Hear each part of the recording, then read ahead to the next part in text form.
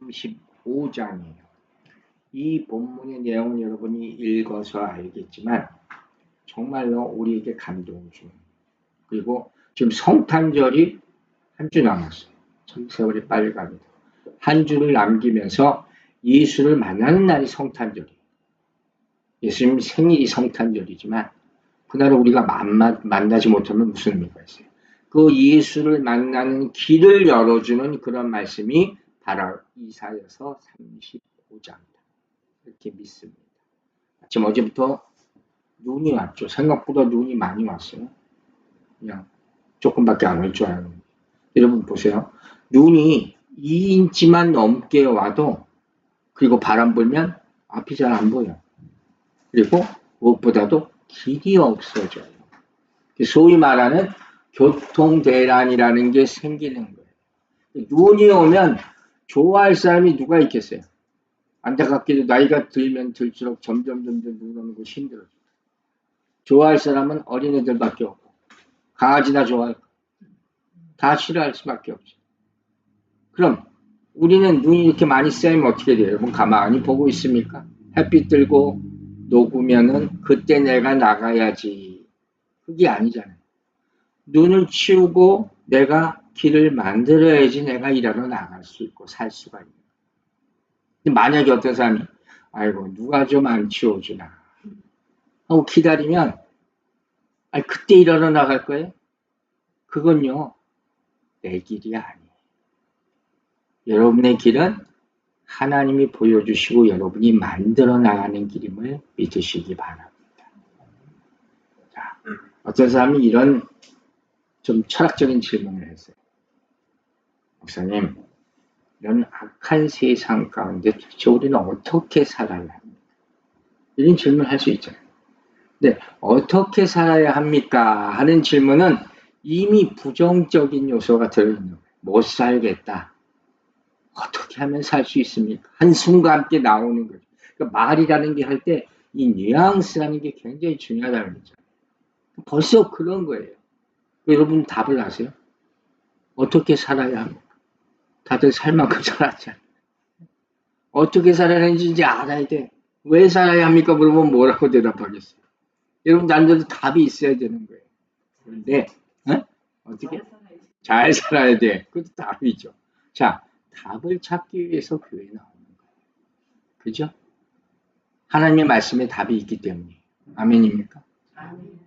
근데 누군가가 이렇게 답했어요. 어떻게 살아야 하나? 이건 벌써 부정적인 거예요.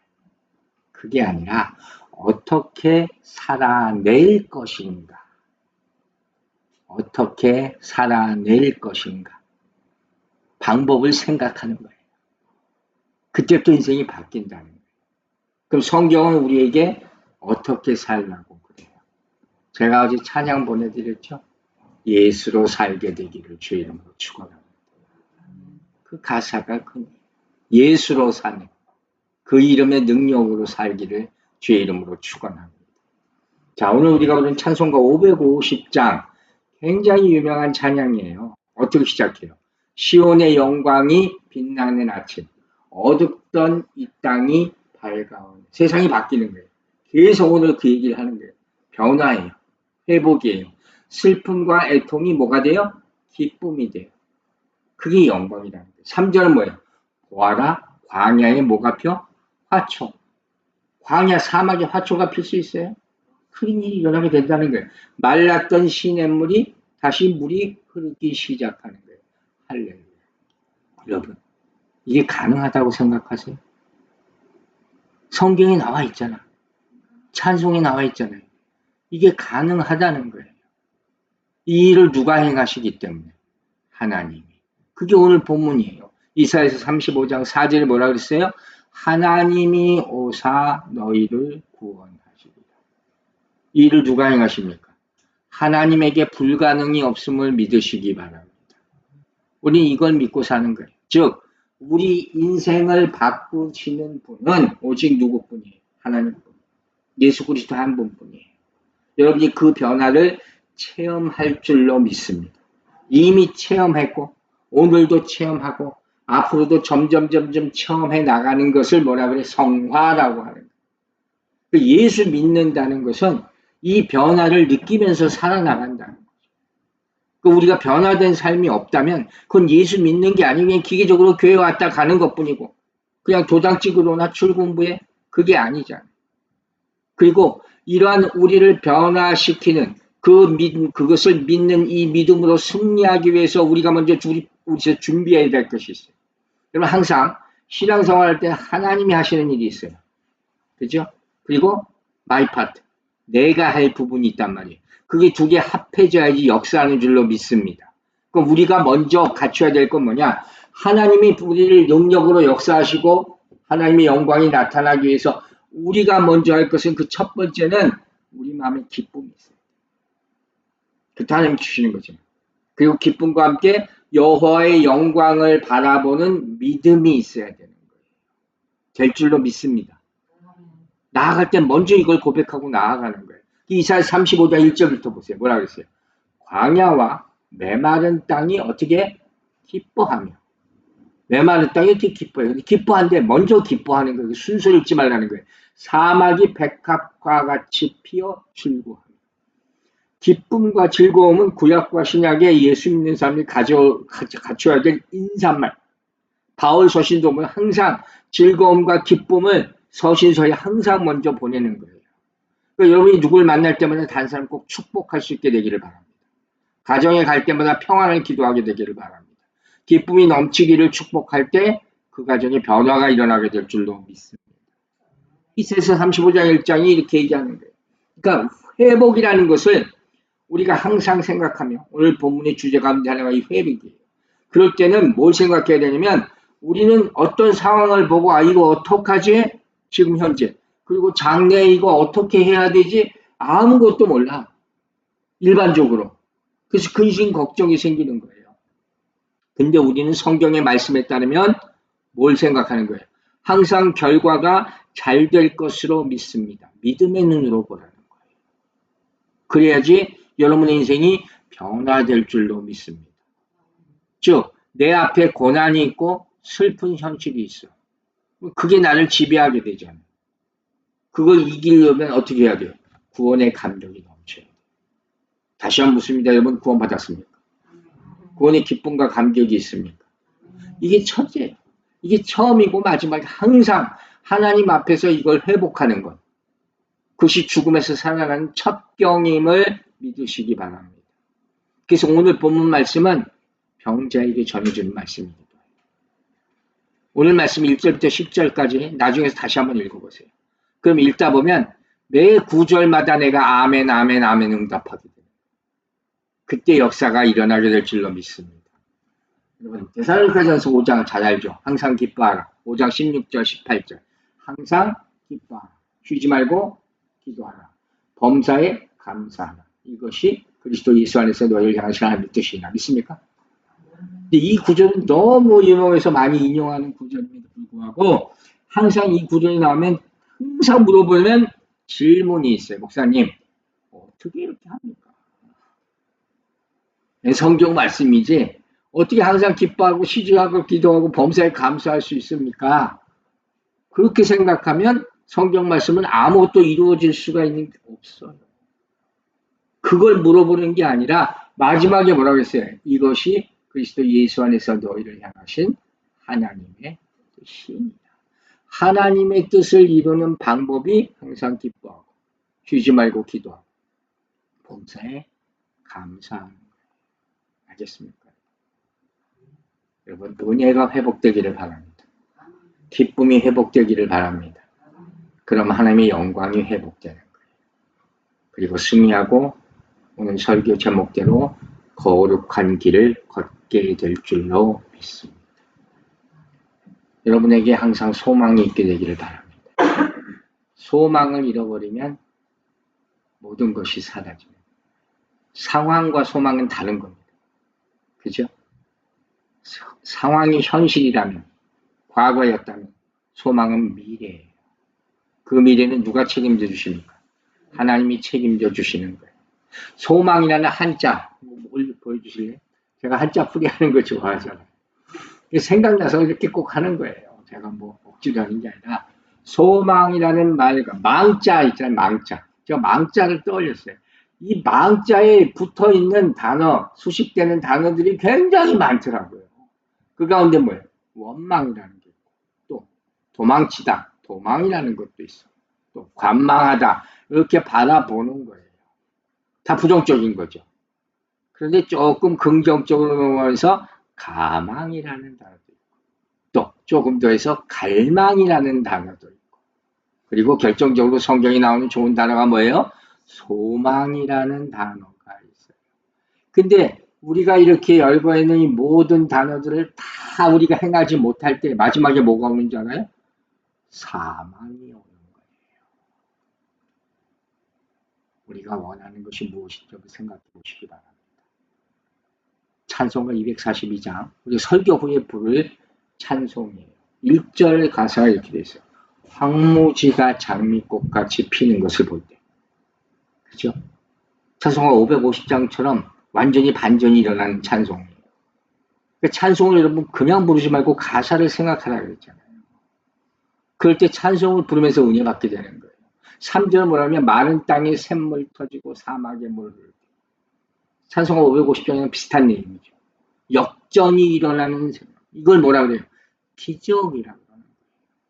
여러분 기적이 일어나길 바랍니까? 여러분 인생에 기적이 일어나게 되기를 바랍니다. 그런데 먼저 기적이 일어나기를 원하기보다 여러분의 인생에 이미 기적이 일어났음을 잊지 마시기 바랍니다. 그게 뭐예요? 예수 믿는 기적. 그게 기적이에요. 제가 가끔 얘기하잖아요. 저희 어머니가 제가 목사가 되고 나서 농담 삼아 하신 말. 네가 목사가 된 걸 보니까 하나님이 계신가 보다. 기적이. 우리가 믿는 게 기적이에요. 여러분 그 기적이 오늘도 일어나기를 원하십니까? 그럼 기쁨으로 찬양하세요. 그리고 계속 일어나기를 원하십니까? 쉬지 말고 기도하세요. 그리고 내 믿음을 확인하시기 바랍니다. 아시겠어요? 그래서 우리가 신앙 고백하잖아요. 반석 같은 믿음. 배웠죠? 베드. 그죠? 자, 이사야서 35장 3절 봅시다. 너희는 약한 손을 강하게 하며 떨리는 무릎을 굳게 하며. 약한 손과 떨리는 무릎. 이건 뭘 말해요? 이런 상황이 있은 적이 있어요? 약한 손과 떨리는 무릎. 여러분의 삶이 고난이나 핍박으로 말미암아 지치고 낙담됐을 때, 육신이나 영혼이 바로 약한 손과 떨리는 무릎의 상태가 되고 있는 거예요. 그럼 이렇게 될 때 이 모든 상황의 근원이 뭘까? 두려움이라는 거예요. 이 두려움은 누구에게나 있습니다. 두려움이 없는 사람이 어디 있어요? 그러므로 우리가 승리하려면 이 두려움이라는 것을 우리 안에서 몰아내야 돼요. 그럼 두려움의 반대말이 뭔지 아세요? 그게 믿음. 하나님을 바라보는 믿음. 이걸로 승리할 수 있게 될 줄로 믿으시기 바랍니다. 그때 기쁨이 임하고 두려움이 사라지게 되는 거예요. 오늘 본문은 역사적으로 보면 바벨론 포로에서 돌아올 것을 소망하면서 부른 찬송이에요. 이스라엘에게 주신 역사죠.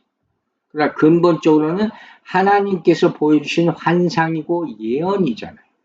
이건 역사적으로 다 성취됐어요. 하나님의 예언은 반드시 성취됩니다. 그래서 성경을 보면서 아멘으로 화답하라고 얘기하는 거예요. 그런데 또 하나 중요한 건 뭐냐면 이 구약의 예언이라는 것은 결코 그때 이루어진 역사 이걸로 끝나는 게 아니라 계속적이고 또 현재의 사건 이곳에 여기에 오늘 성취되고 있다는 것을 믿는 것이 우리가 승리할 수 있는 길이 됩니다. 그 성경을 읽으면서 여러분이 아 옛날에 이런 일이 있었구나 하고 끝나는 게 아니라 똑같은 일이 오늘 나에게 일어날 줄을 믿습니다. 이러면서 성경을 읽어야 된다 하는 거예요. 즉 여러분 하나님이 여러분을 이제까지 지켜주셨으면 믿습니까? 그러면 그 하나님이 오늘부터는 우리와 함께 하지 않을까요? 아니죠. 오늘도 함께 하시고 내일도 함께 하시니 그런 하나님을 믿으시라는 거예요. 그게 창세기 22장에 나오는 아브라함의 믿음이에요. 아브라함이 이삭을 바쳐야 될 절대절명의 상황에 처하게 됩니다. 그때 아브라함은 조금도 두려워하지 않았어요. 왜? 하나님이 이제까지 나를 지켜주신 하나님이 앞으로 내 아들도 지켜주실 것이라는 것을 믿었기 때문에 그때부터 믿음의 조상이라고 불러주기 시작했다. 그게 바로 믿음이 진짜 믿음이 있느냐 없느냐. 사랑하는 여러분, 말씀을 믿으면 하나님의 나라가 임함을 믿으시기 바랍니다. 말씀이 임하면 능력이 생김을 믿으시기 바랍니다. 말씀을 계속 읽으면 여러분 어느 순간에 선포하게 됨을 믿으시기 바랍니다. 제가 아는 어떤 장로님이 데이트에서 영어를 가르치셔. 공부를 많이 하신 분인데 영어를 참 잘하시나 봐. 근데 영어를 가르치다가 이분이 성경을 영어를 가르쳐야 되거든요. 성경을 가지고. 그 성경을 가지고 영어를 가르치기 시작했다는 거예요. 그랬더니 자꾸 그러다 보니까 어느 순간에 가서 설교를 하고 싶은 마음이 들더라고요. 여러분 이게 선포의 능력이에요. 이 강단에 서잖아요. 그리고 하나님의 말씀을 자꾸 말하기 시작하잖아요. 그게 설교예요. 그게 말씀의 능력이라는 거예요. 그 능력이 여러분에게도 임하게 되기를 주의 이름으로 축원합니다.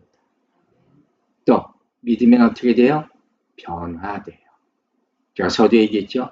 변화된다는 거예요. 이사야 35장 5절 보세요. 그때 맹인의 눈이 밝을 것이며 못 듣는 사람의 귀가 열릴 것이며 믿습니다. 저는 이런 거 너무 많이 봤어요. 그 본문의 핵심은 아까도 얘기했어요. 변화. 그런데 영광스러운 변화. 그래서 계속해서 읽으면서 우리가 아멘 아멘 아멘 할 수밖에 없는 거예요. 그게 오늘 말씀의 능력이란 말이에요. 그런데 자 내용을 보세요. 맹인의 눈이 밝을 것이며 못 듣는 사람의 귀가 열릴 것이다. 다 어려움에 처한 사람들이잖아요.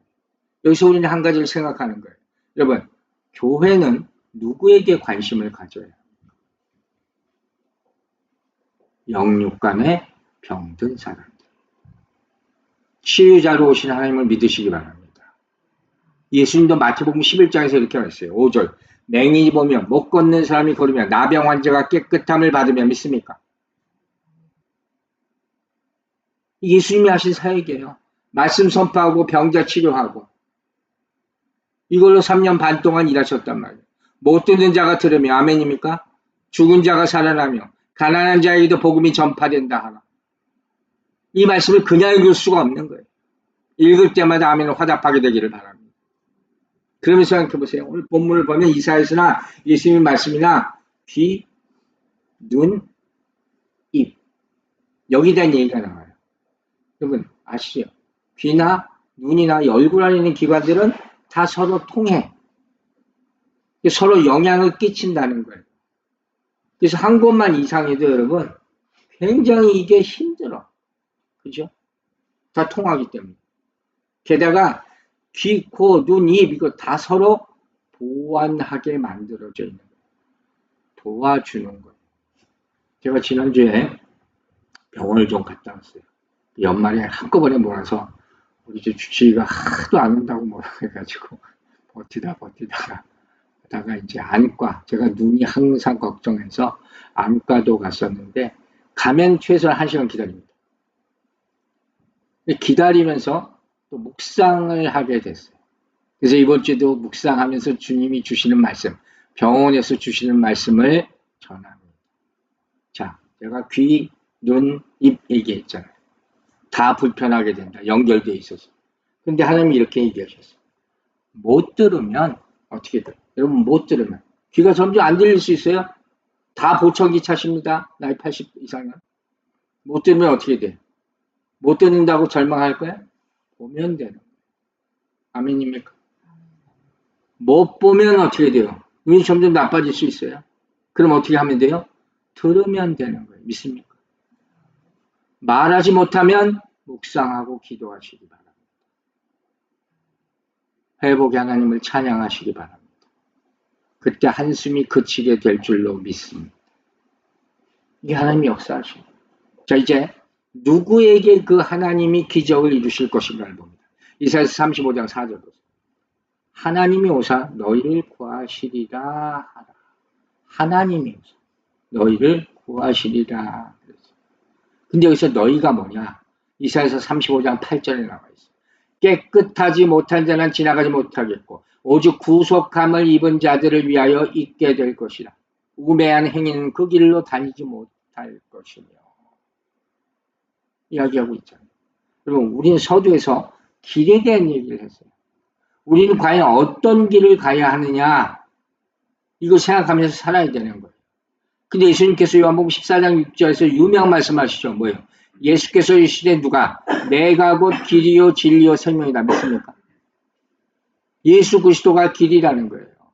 그래서 나로 말미암지 않고는 아버지께로 올 자가 없다. 그래서 예수 그리스도를 믿으라는 거예요. 그러니까 오늘 이사야 35장은 누가 예수라는 길 위에 있을 수 있는가 이걸 말하고 있는 거예요. 그 첫 번째는 누구냐? 거룩한 자. 여러분 거룩하게 되길 주의 이름으로 축원합니다. 그래서 이사야 35장 8절에 뭐라고 했어요? 깨끗하지 못한 자는 지나가지 못한다 그랬어요. 교회의 목적 가운데 하나가 거룩함을 입는 것이라고 지난주에 제가 얘기했잖아요. 이렇게 중요한 거란 말이에요. 깨끗하다는 건 뭐예요? 우리가 목욕해서 깨끗하는 게 아니라 예수 그리스도의 보혈의 능력으로 깨끗해지는 것. 그거 거룩이라고 그래요. 그 거룩이라는 단어의 의미는 뭐라고 그랬어요? 세퍼레이트. 분리된 거예요. 이 땅에 있는 더럽고 악한 것으로부터 분리되는 삶을 살게 되기를 바랍니다. 이게 하나님께서 우리에게 요구하시는 거예요. 궁극적인 요구하시는 거예요. 또 한 가지 8절을 보면 우매한 행위는 그 길로 다니지 못한다 그랬어요. 그리고 우매한 자, 성경에 나오는 우매한 자, 어리석은 자 이런 표현이 좋지 않은 표현이에요. 이 성경에 나오는 우매한 자라는 건 뭐냐면 두 마음을 품었다는 거예요. 여러분 하나님 앞에서 절대로 두 마음 품지 말게 되기를 바랍니다. 그래서 시편 14편 1절을 보면 이렇게 얘기해요. 어리석은 자, 우매한 자예요. 그의 마음에 이르기를 하나님이 없다 하는 것. 하나님이 없는 사람, 그 마음에 하나님이 없는 사람, 그 사람을 성경은 어리석은 자라고 얘기합니다. 즉 성경은 말하기를 불의한 자, 교만한 자, 거짓된 자, 하나님이 없다고 하는 자, 이 사람들을 다 어리석은 자라고 규정하고 있습니다. 그래서 여러분에게 질문을 할게요. 여러분 천국 갈 자신 있습니까?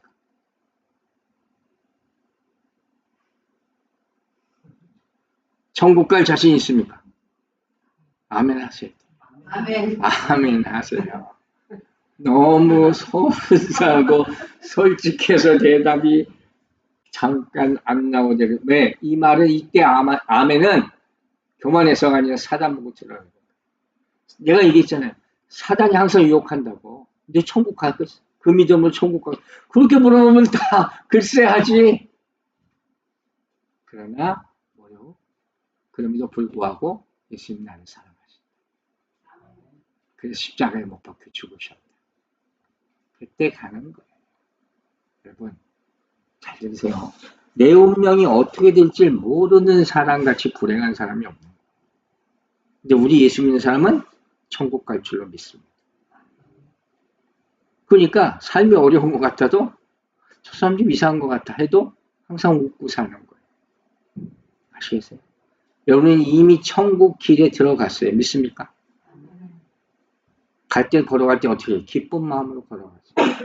가다가 괜히 좀 불안하다고 해서 뒤 돌아보지 않게 되기를 바랍니다. 그러기 위해서 깨끗하는 거예요. 어리석게 살지 말아요. 두 마음 품지 말아요. 자, 그럼 마지막으로 어떻게 하면 거룩하고 우매한 극복하며 살 수 있느냐. 첫 번째 이사야 35장 10절 마지막 절이에요. 여호와의 속량함을 받은 자들이 돌아오되 노래하며 시온에 이르러 그들의 머리 위에 영영한 희락을 띠고 기쁨과 즐거움을 얻으리니 슬픔과 탄식이 사라지리라. 첫 번째 뭐라고 했어요? 누가 거룩함을 입어? 여호와의 속량함을 입은 자. 속량이 뭐라고 하는지 기억하세요? 속량은 리데임이에요. 대신 갚은 거예요. 대신 페이해 줬어. 누가?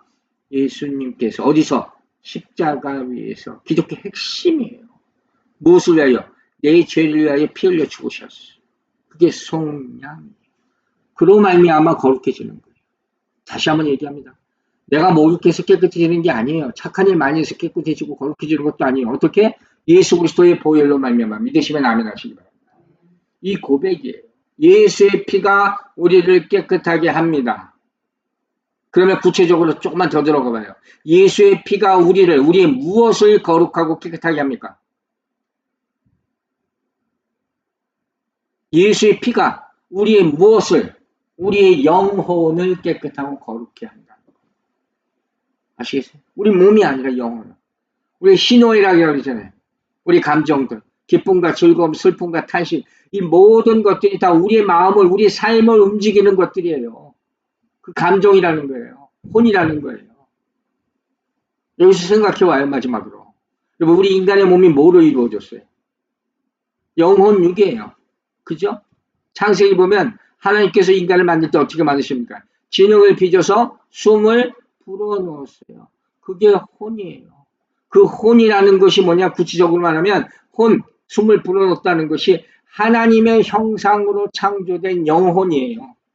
그냥 우리의 숨 불어넣는 것이 아니라 그것이 우리 인간이 하나님을 닮을 수밖에 없는 이유가 구체적으로 뭐예요? 하나님의 형상을 닮은 영혼을 우리 안에 불어넣었다는 거예요. 그러니까 하나님이 창조사에게는 두 가지예요. 하나는 이 만들어진 것, 또 하나는 창조사역이 있어요. 창조사역과 만들어진 부분. 이 두 가지에 이루어지는 거예요. 그리고 나서 이것을 가지고 창세기 1장 26절부터 뭐라 하냐면 생육하고 번성하라 다스리라. 우리에게 모든 권한을 다 주셔요. 믿습니까? 생육하고 번성하라 다스리라는 거예요. 다스리라는 건 뭘 얘기하냐면 짐승들을 네 마음대로 다루라 이 얘기가 아니에요. 물론 인간은 죄가 없을 때는 그렇게 할 수 있는 힘이 있었어. 사자를 봐도 무섭지 않는다고 그랬어요.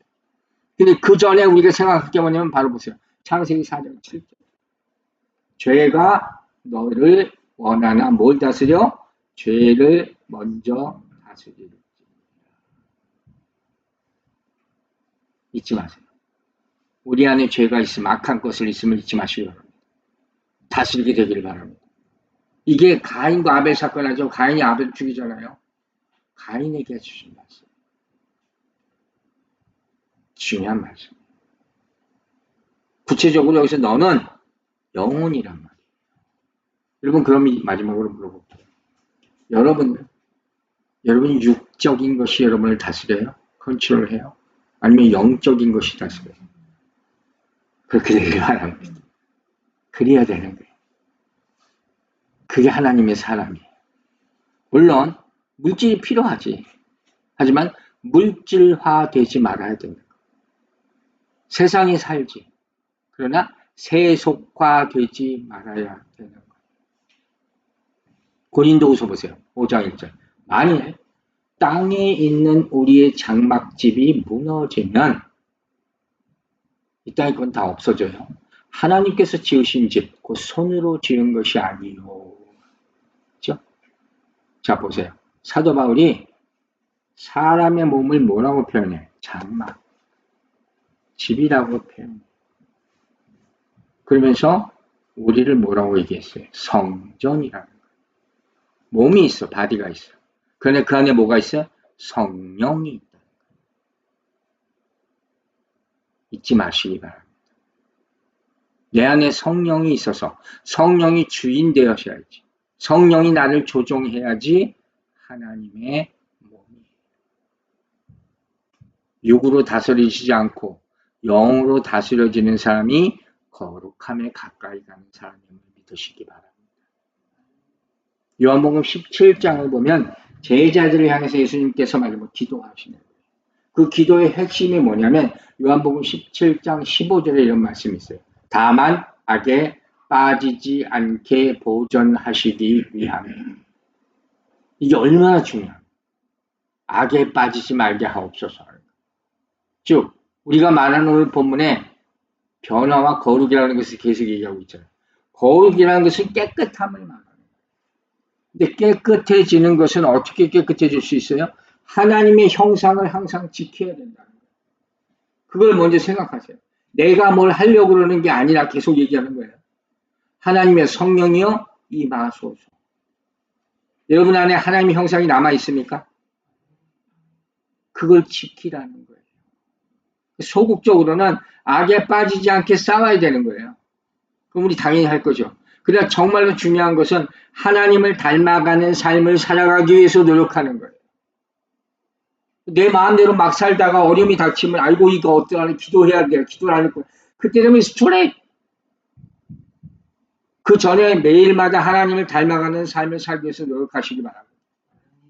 여러분이 세상에 속하지 않고 하나님께 속한 자들이 예수 그리스도에게 속한 자들이 그 사람이 하나님의 거룩한 사역에 쓰임받게 될 줄로 믿습니다. 그래서 요한복음 17장 10절에 얘기해요. 그들을 진리로 거룩하게 하옵소서. 뭘로? 진리로. 진리 누구예요? 예수 그리스도. 예수 그리스도의 말씀이에요. 여러분, 제가 한 가지 알려드릴게요. 우린 다 하나님 앞에 갑니다. 그죠? 그때 다 죄를 가지고 가요. 하나님은 아십니다. 다 보십니다. 내가 깨끗하다고 얘기할 수 있는 사람 아무도 없어요. 그 순간에 죄가 다 드러나니까. 그때 사람들이 얘기해요. 가장 내가 그 순간 후회할 게 뭘까? 깨끗하게 살지 못한 거죠. 죄와 타협한 거. 진리가 뭐라고 했어요? 예수 그리스도. 하나님의 말씀. 그럼 그 말씀을 깨닫고 순종할 때 여러분의 영혼이 깨끗해짐을 믿으시기 바랍니다. 변화, 거룩, 서도의 길이라는 얘기 시작했어요. 길은 한 번 만들어지는 게 아니에요. 눈이 오면 눈을 치워야 돼. 길을 만들기 위해서는 한 번 치워줘서 되는 게 아니라 여러 번 삽질을 해야지 길이 만들어지는 것이에요. 천국은 갑자기 어느 날 갈 수 있는 것이 아니에요. 거룩한 삶을 계속 살 때 천국이 여러분에게 임하게 될 줄로 믿습니다. 예와 한 가지 하고 마칠게요. 어떤 어머니가 아이가 어렸을 때부터 식사할 때마다 한 가지 교훈을 질문을 합니다. 그게 뭐였냐면 식사할 때마다 아이에게 물어봐. 손은 깨끗이 씻었니? 손 씻고 와라, 손 씻고 와라. 손은 깨끗이 씻었니? 이 아이가 수십 년 후에 목사가 됩니다. 그가 성찬식을 집례할 때마다 생각나는 말이 있어요. 그게 뭘까요? 손은 깨끗이 씻었니? 여러분, 내 손이 깨끗하고서야 하나님의 역사를 이룰 수 있는 거예요. 잊지 마세요. 모든 행실 가운데 거룩한 자로 살아가게 되기를 주의 이름으로 축원합니다. 기도하겠습니다. 아버지 하나님 감사합니다. 오늘 우리가 거룩한 길에 이르는 말씀을 보았습니다. 우리 힘으로는 안 되오니 예수 그리스도의 보혈의 능력으로 성령의 역사로 이루어지게 하여 주시고 우리가 한번 예수 그리스도의 길 위에 서 있다면 돌아보지 않고 끝까지 그 거룩한 길을 지켜나가게 하여 주시옵소서. 성탄의 날을 앞두면서 주님이 오실 것을, 주님 만날 것을 생각합니다. 단 한 사람도 그 길에서 이탈하지 않도록 인도하여 주시옵소서. 감사드리며 예수 그리스도 이름으로 기도했습니다. 아멘.